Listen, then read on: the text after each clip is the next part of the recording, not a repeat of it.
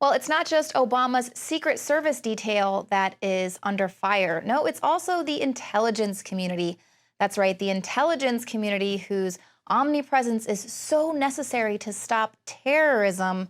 Well, now the president is blaming the intelligence community for failing to inform him of the growing threat of ISIS. I think our head of the intelligence community, Jim Clapper, has acknowledged that I think they underestimated what had been taking place in Syria. I mean, he didn't just say that we underestimated ISIL. He said we overestimated the ability and the will of our allies, the Iraqi army. That's absolutely true. So this is the president's modus operandi. He puts the blame on the subordinates and then hopes that the American public is just so gullible that we are going to believe that he has absolutely no idea what's going on inside his administration. How many times have we heard him say, oh, that he heard about the latest scandal in his administration from the news? I just heard about it a few days ago from news reports. Well, now the intelligence community is having none of this blame. According to the head of the House Intelligence Committee, Mike Rogers, while the president was comparing ISIS terrorists to the JV squad, U.S. intelligence officials were warning that the threat was real and imminent. Rogers said that for over a year, U.S. intelligence agencies specifically warned that ISIL was taking advantage of the situation in Syria to recruit members and provoke violence that would spill over into Iraq and the rest of the region. He said this was not an intelligence community failure, but a failure by policymakers to confront the threat. He said that they repeatedly warned that the Iraq security forces faced severe pressure. U.S. officials knew that the Iraqi government was in trouble almost a year and a half ago, and that allies in the Arab world were asking for guidance and leadership regarding the rise of ISIS, who it was known was also funneling weapons and foreign fighters into Iraq.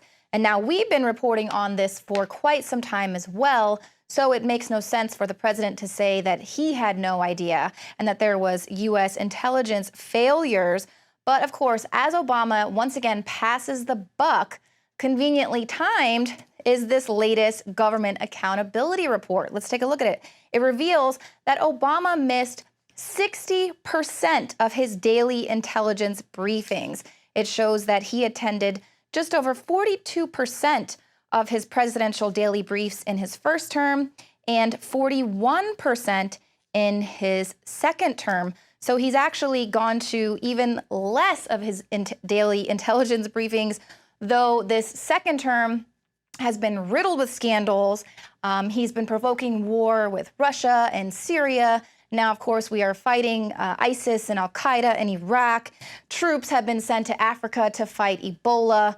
But, you know, the president, he's got things to do. You know, what does he have to do? When is he going to take a little bit of accountability?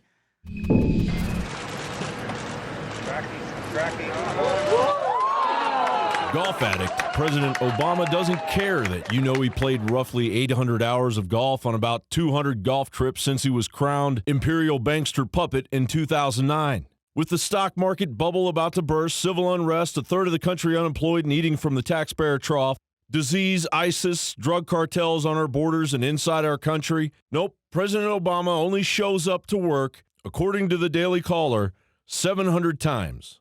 100 times less than his cherished golf outings. Pretty nice gig, huh? What if the average American worker got to spend more time goofing off than actually working? The average American worker is breaking their back, working 2 to 3 jobs just to make rent, while Obama's corporocratic golf buddies earn 331 times as much as the average American worker.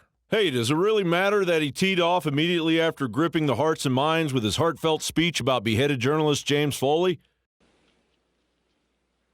Let's go while we're young. Do you mind, sir, trying to tee off? Why should he be bothered with briefings on ISIS from intelligence since 2012 when he has a tee time to catch? There is no doubt that their advance, their movement over the last several months has been more rapid than the intelligence estimates and I think the expectations of policymakers. Well, ISIS isn't that big a deal. They're only threatening to cross our borders and take over America. But who am I or you to criticize the president? What difference at this point does it make? He's literally surrounded by incompetence. You know, I've been there for hundreds of fence jumpers, and they never make it even close. You know, we have dogs. There's multiple layers of security. There was a failure here. His hooker-crazed Secret Service can't even keep one man out of the White House. But that will probably roll out as another excuse for them not to do their job. As we all cower in fear whether or not Obama's life is safe, another question comes to mind. Is America safe under Obama? Obama has decimated the friggin' Constitution. So I don't give a damn, because if he doesn't follow the Constitution, we don't have to. John Bound, Infowars.com.